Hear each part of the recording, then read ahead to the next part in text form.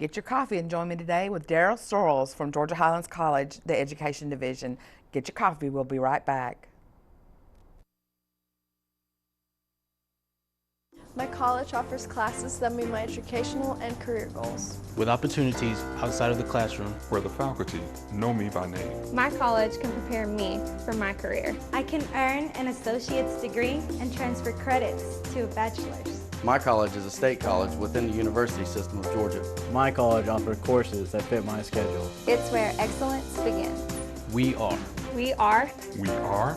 We are GHC, Georgia Highlands College.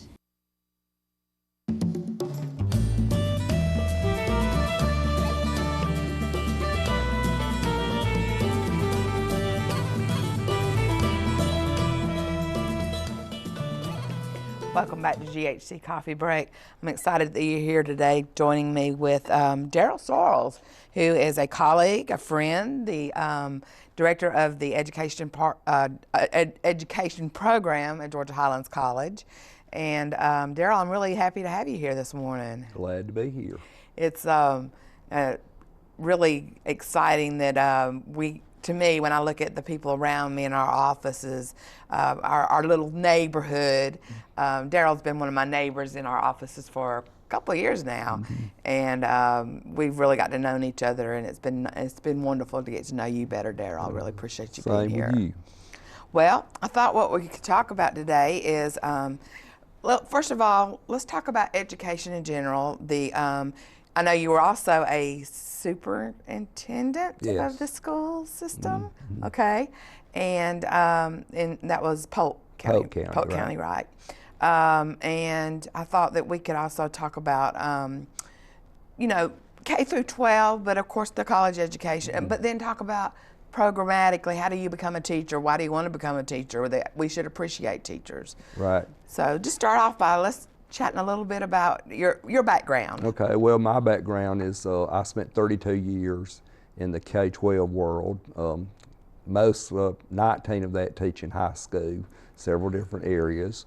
And then I got into administration and was a building level administrator and then became a system level administrator. And I actually, at that point, did just about everything you can do in a school system, from transportation to facilities to human resources, all those kinds of functions.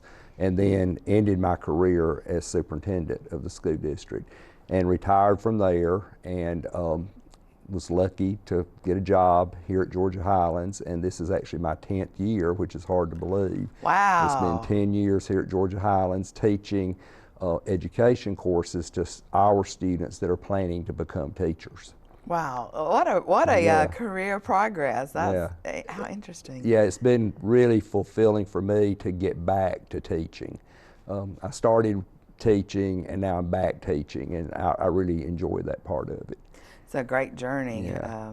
Did you always know that that's what you wanted to do? Not really. No, Okay. I just actually kind of, I guess, lucked into it or fell into it after I finished my undergraduate degree, and went from there. Okay, and so you started out in high school? Started teaching high school, yes. Okay. Actually was teaching biology, science courses, and did that for about 10 years. And then I moved into an area called marketing education. Okay. And did that for about 9 years, and then moved into administration. So when, as a high school biology science teacher, I bet that was a little bit of a challenge at first with that age group. Yeah, it was to a degree, but I really identified and really seemed to work well with that age group. And actually, even way back then, when Dr. Dave Cook, who was the chairman of the science division at Georgia High, when it was Floyd College, and I worked with him and actually taught one of the first AP biology courses that it was ever taught in Northwest Georgia, and he worked with me and we did a lot of stuff together, and that was real beneficial. But I enjoyed teaching those courses. Oh, that's awesome. Yeah. What a great story. And I remember Dave Yeah. Cook. He was my actually general sciences professor here when I was started here in '83. So that brings back some really good memories. Well, you said you kind of fell into it, because I do want to talk about our program, but I also want to think about how teachers become teachers and kind of what I never would have dreamed I was going to be a teacher. Growing up, I thought I wanted to be a nurse. I thought I wanted to be a writer. I wanted to be, you know, all these wannabe things. Teacher was not on the list. I don't know why, it just never was. Maybe because at that time I was probably just an average student, and really didn't even think of college except for, like I said, nursing. But I don't know what my head thought, that I could just become a nurse without college. I don't know. I wanted to be a nun at one point too. Mama says, you can't be a nun, you're not Catholic. I said, oh, okay. But you know, all of these different things as we grow up and decide our career paths. I know some people I've heard say, oh, I've wanted to be a teacher ever since I was a kid. And you said you kind of fell into it. So, you know, what kind of do you think drives people into that field? A lot of the students I teach have known for a long time they want to be a teacher. So they're on the kind of what I would call the traditional pathway to become a teacher. You know, they're coming to Georgia Highlands, they're going to get an associate's in education, then they're going to go to a 4-year institution and get a bachelor's degree in education. I rarely deal with people in my classes that are not on that pathway. But then there's kind of the non-traditional pathway like I did, where you have a degree in some subject area. Mine was in biology, and decided to start teaching, and so then I actually had to go back to school and take education courses. So, so our students who were planning to be teachers are getting ready to enter a teacher ed program in a 4-year institution. And then at the end of that point, they'll have their bachelor's degree and will be certified to teach in a Georgia school, or actually a school anywhere in the country. Okay. You know, that's the pathway our students are teaching. Okay. So Are taking to teaching. Yeah. Taking to teaching. Yeah. You know, I think about I've K through 12. I've substitute taught, and I was a teacher assistant in the K through 12 system for a little while, and I found it difficult. Not so much the kids and their learning necessarily, but sometimes the sadness of not much support as some of the kids could get at home, which was really hard to deal with sometimes. But I really, when I started teaching, I actually started training first and then teaching at college. I like working with the adults. I like teaching or facilitating their growth process and looking at the pathways of what do they want to do when they grow up. I'm 57 and I'm still what am I going to do when I grow up? Right. Because I think life is a continual journey. And I think especially on the education field that I think I saw a mug one time, it was a coffee mug, and I almost bought it, and I should have. It says, everybody loves astronauts, everybody loves scientists, whatever, got down, but most people forget about the ones who taught them. And I said, you know, that's so very true, that yeah, we have scientists and we have presidents and we have all of these people that were taught by somebody. Taught by somebody. Yeah, and we actually talk about that in my class. Oh, that, okay. You know, you're going to teach every career, students that are going to go into every career, and you know, that you literally do go to work every day and hold the future in your hands, because you're going to impact a child's life. And you know, that's something we try to instill in our students. And of course, a lot of them really know what's going on. One of the components of our program is they have to go into a structured setting with children, most of whom go into the school.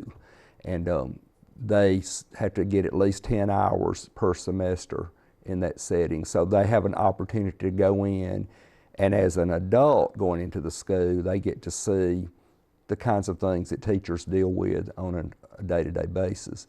We also have them interview a teacher. Okay. And so they get to talk to a teacher, and of course the whole point of that is to just sit down and talk about the rewards and frustrations of the career, because there's both, and just to let them know kind of what's going on with the career of teaching. I've actually had a couple of students in my 10 years here at Highlands that do the field experience and come back and say, well, I've just realized this is not for me. Well, that's good to find that out at this early point, that that's not for me. But most of them go out there, have a great experience, get even more fired up about wanting to teach, and you know, go on and get the certification and the bachelor's degree and teach. So with the K through 12, do they kind of know which one they want to do? If they want to do the middle grades, the early grades? Most of them are pretty much know kind of where they want to go age-wise. There'll be a few that I'll have that will be kind of on the fence between, say, elementary or middle grades, or even middle grades in high school. And what we recommend that they do is go out there and observe both, and that will help you make a decision. We have students that are going into, we do early childhood, middle grades, secondary, special ed, and PE. So a student can come to Georgia Highlands and get an associate's in any of those areas, which basically they're ready at that point to go into a teacher ed program. Okay, well, you know, special education is one that is relatively new for us, a pathway, correct? Yes, and actually this year we've formed a partnership with the University of Georgia, who now offers an online program for special ed, so our students can complete their associates and then enroll at UGA and become certified and get the bachelor's degree in special education, which that's a high need area in the state. Oh, absolutely. So anything we can do to help that process, to get more teachers in that area. That was kind of my area. I did actually teach the early intervention programs back in the early 90s, the 94-142 and 99-457. IDEA yes. is what most people call it today, Oh, okay. But getting that early bird, getting that early start with kids with disabilities, anywhere from physical to mostly mental or both. And I did that for 7.5 years, well, probably longer than that, about 10 years. In a K-12 setting? Well, actually, it was special, it was the birth through 5. Okay, the really early intervention. The really early intervention days. That's why I say that that all kids have a right to a free and appropriate education, birth through. I think they started about 4 and 5, and then they went birth through. Yeah, a lot of the 6. school systems now do start those programs with those children at age 3. Okay. To try to help them get ready. Okay. Yeah, I worked at it was called REACH back then, the Rehabilitation Education for Adults and Children Center in downtown Atlanta, and it's called the Fraser Center now, and I think they do birth through 2 now. Okay. Because, like you said, I think the school systems are picking them up at 3. At age 3, right. Okay. Well, that was a passion of mine, and at one point I did really think about going into the school system in Haralson County, actually, with special education, because I really enjoyed working with the kids that I loved it. I think it does take a heart. I don't think all teachers are necessarily equipped to, are emotionally or physically equipped to work with kids with disabilities. Teaching is a lot harder job than a lot of people realize. It's you're on the stage every day, and you have to put yourself out there every day, and it can be very emotionally draining. Absolutely. And we try to help prepare our students for that aspect of it. Okay. Well, we do have to take a break, Okay. Daryl. We'll be right back. Get your coffee with GHC Coffee Break.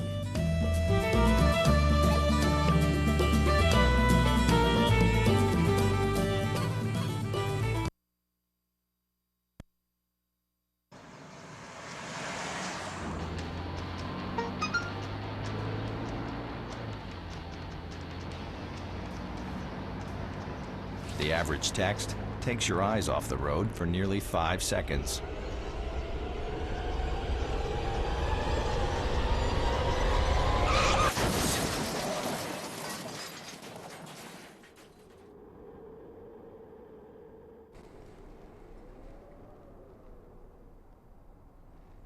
Welcome back to GHC Coffee Break. It's a real pleasure to have you, Daryl, here. And we were kind of left off talking about special education, and you know, that's my heart. A lot of people think, oh, it's just easy, go in there and kind of babysit, but it's not that. That's not how education for children with disabilities is. I mean, it's really getting in there and believing to me in them. What is their fullest potential? How do we know what that is unless we push them to reach their fullest potential? I believe that about people in general anyway.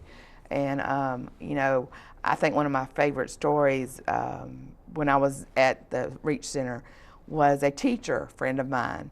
She told me, she said she was doing substitute. She went into the class. It was going to be a long-term substitute because somebody was leaving on maternity leave.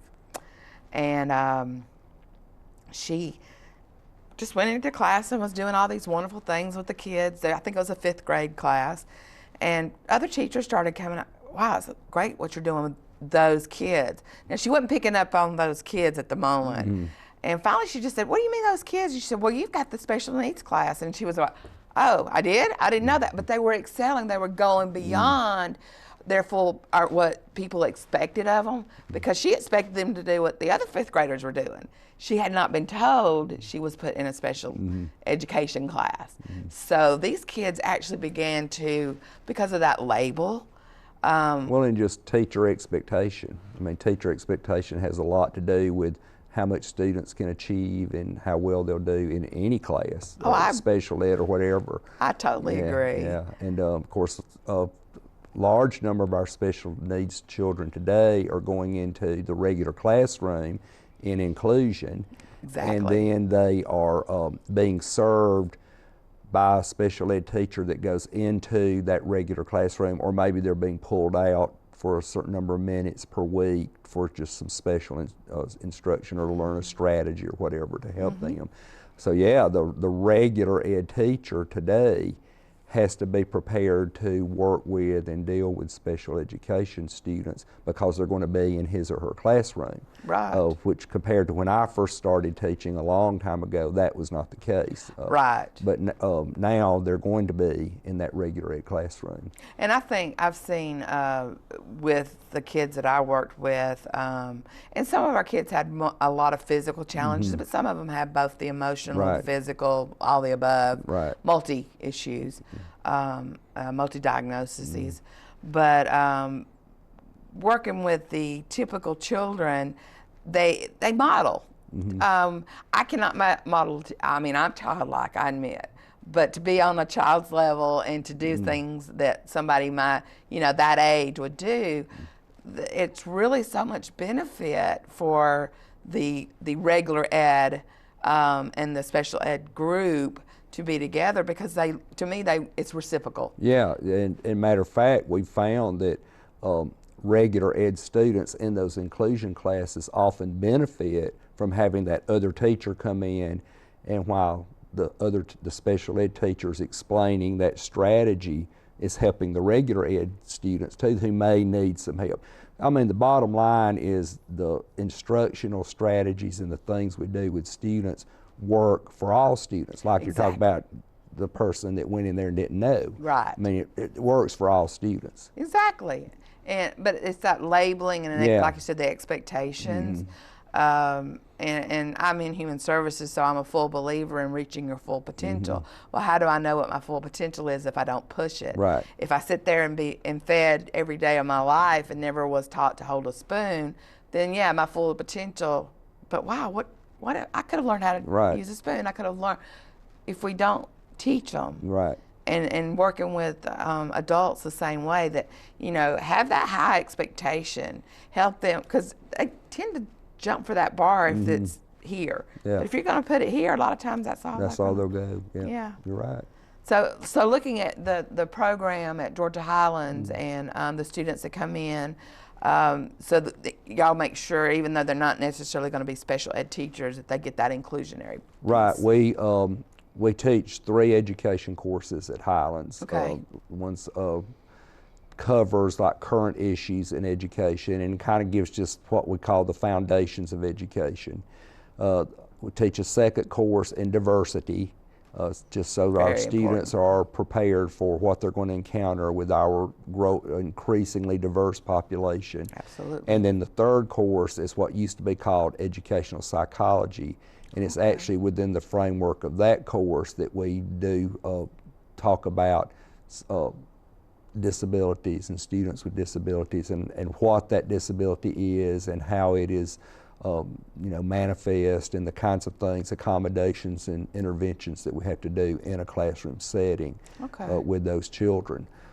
So they get kind of an overview of special ed no matter what their area is. Now, of course, if they're going to be a special ed teacher, they would go into their teacher ed program and with the special ed. Go ahead and take a lot of coursework in special ed. That's awesome. Yeah, and even the regular ed, when they get into their teacher ed, they're going to have some more coursework in special education. So yeah, that's awesome, and I think that again, it's the idea of the whole picture, and giving them those experiences as much as possible. Right. Challenges, I look at today. I think of it as K through 12, but I've seen it happen in college too. The idea of bullying, cyberbullying, social media, the impact that has, and how to help teachers be prepared for that. That's a tough one because you just often the school, the teacher, and the administration may be unaware that the bullying is going on. Right. Once they are aware of it or made aware of it, then you can do things to help the child that's being bullied and to do something about the bully. I can remember when I was an administrator getting phone calls from parents that my child is being bullied, and my question would be, well, has your child talked to his or her teacher? Have they talked to the principal, whatever? And well, no, they're afraid to because they're afraid the bully will retaliate. Well, now that we know, we can help your child and protect your child. So, we just try to help students understand that everybody is precious and everybody has a right to do what they do. And there's so many issues now in schools that, and the social media aspect of it has just certainly ballooned and leads to another whole area. That of dealing with it, and of course a lot of that even happens outside the school setting. Absolutely. But it affects the school setting. So, that's a hard area to deal with. And I'm thinking of upcoming teachers and teachers that are, thinking of becoming people who are thinking of becoming teachers. What kind of challenges do students particularly? Well, express? I think our students are going to be the generation of teachers that are going to have to integrate all the new technologies into the classroom, and it's starting to be done. For a long time, schools banned cell phones, right? And now they realize that students are basically walking into a classroom with a little mini computer in their hand. Let's utilize that. But it also has some pitfalls on the other hand, so you got to kind of look at how that's going to happen. So the technology, I would say just social issues coming from the community, coming from home. What you mentioned earlier about lack of support or support from the home, those certainly impact what happens in the classroom, and those kinds of things. We try to help our students look at those and think about those at our level, because we're just kind of getting them into it, and get them to start thinking about what's happening. Okay. And just shift gears, unless I'm missing something you want to remind me, but shift gears a little bit. College professors, technical school professors, instructors, we have our own set of challenges. I know I was not taught to teach like an education teacher. They were taught classes to teach. I was not given that. That was not part of my program. I did my degree in human services, sociology, and psychology. But my passion was to teach. Right. Like I said, it's so funny when I look at my journey, not realizing that someday I would be sitting across and teaching or facilitating the learning process. So, in the next, we got a few more minutes. Just kind of talk about how how it's different from being, because you've done both, teaching high school level to teaching at a college level.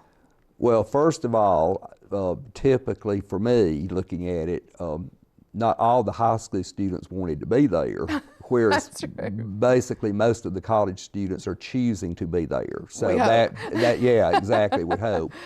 So that's, their willingness to work and buy into it is, I think, at a different level than you would get in a typical, particularly a public school setting, or really any school setting with a K-12. I do think that one thing you said, just the pedagogy, just being taught to teach, probably K-12 teachers have had more of that, right, and are more aware of things they can do and should do, and things that work for students and don't work for students, and that kind of thing. Whereas I see a lot of my colleagues sometimes, and I've even had quite a few of them come and say, what can I do to increase interaction, or what can I do to get my students more involved in the classroom? And they're trying to figure out that, because they have not, as you said, been taught how to do that. You've always been a great resource for me. So that, I think, would be a big difference between the college setting and then another thing from the teacher's viewpoint, in the K-12 world, you just don't have the time to plan that you need, whereas I do feel like more in the college level, we have more time to plan and more time to sit and think about what we can do to facilitate the learning and help with the coursework. Absolutely, and I've found it to be an absolute pleasure and joy to teach college, to teach other adults. Yeah. Because you know what, for me, it's learning both ways. Right. I think it's true even if we listen as adults, K through 12, what we can learn from our kids. Yeah. But also definitely as an adult to adult learning from each other, because we bring our own experiences into the classroom. And you probably, like me, Susan, have had what we call non-traditional students, adults that have come back, and almost without fail, they'll tell you that I started to college right out of high school, and it just wasn't for me. It wasn't the time in my life for me. And they become very serious students and are very committed students, and real joy to work with. Absolutely. Well, we are out of time, unfortunately. Get your coffee. We'll be right back with your GHC coffee break.